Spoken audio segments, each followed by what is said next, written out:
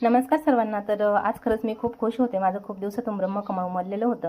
2-3 वर्षापासून मी लावत होते, पण छान असं झाड येतच नव्हतं ते. तर धार्मिक दृष्टिकोनातून सांगायचं झालं तर ब्रह्मकमळ हे भगवान शिवशंकरांना अतिशय प्रिय आहे. तसेच वास्तुशास्त्रानुसार सुद्धा ब्रह्मकमळाचं खूप महत्त्व आहे आणि हे अतिशय शुभ मानलं जातं. असं म्हणतात की ब्रह्मकमळ जर आपल्या घरासमोर असेल तर नकारात्मक ऊर्जा प्रवेश करत नाही आणि ब्रह्मकमळाचा अनेक आयुर्वेदिक औषधांमध्येही याचा वापर केला जातो. ही एक दिव्य वनस्पती सुद्धा आहे. आज खूप दिवसातून माझी इच्छा पूर्ण झाली होती, त्यामुळे मी खूप आनंदी होते. खरं तर मला आज इतका आनंद झालेला होता ना की मी 2-3 वेळेस ब्रह्मकमळ लावले होते, परंतु छान असं आलेलंच नव्हतं. तर आता खूप छान आलेलं होतं हे झाड आणि असं खूप मोठं पण झालेलं होतं. तर मी आणि राशिकाने पूजा करून घेतली.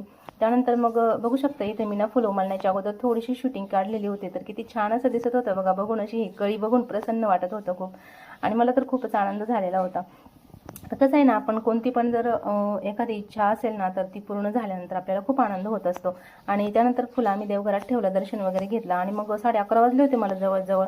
भांडे घासायचे होते, तर मग मी भांडे वगैरे घासून घेतले आणि त्यानंतर बाहेर थोडेसे कपडे होते ते काढायला गेले, तर मला अंगणात खूप मोठा असा साप दिसला. तर मी खूप घाबरले आणि राशिकाच्या पप्पांना बोलवलं. तोपर्यंत तो विटकरीमध्ये जाऊन बसला इकडं आणि मग आम्हाला काही सुचत नव्हतं. तर इथं शेजारच्या 2 मुलांना बोलवलं. तोपर्यंत त्यांनी थोड्याशा विटकरी वगैरे काढल्या होत्या आणि नंतर मग लगेच आम्ही त्या पकडणाऱ्या दादांना फोन केला. तर त्या आल्या आणि 15च मिनिटात लगेच त्यांनी थोड्याशा विटकरी वगैरे काढल्या आणि लगेच त्यांनी पकडला. तर मी पहिल्यांदा जसं बघितलं होतं की पकडणाऱ्यांसोबत साप म्हणजे एवढा असा छान खेळतोय, बापरे! मी तर खूपच घाबरले होते बघून आणि मला विशेष पण खूप वाटत होतं की अशा पद्धतीने साप खेळतात म्हणून त्यांच्यासोबत. तर सर्वांनी आपापली काळजी घ्या. संध्याकाळचं कसं पावसाळ्याचं संध्याकाळी निवांत असतं ना, तर साप निघत असतात.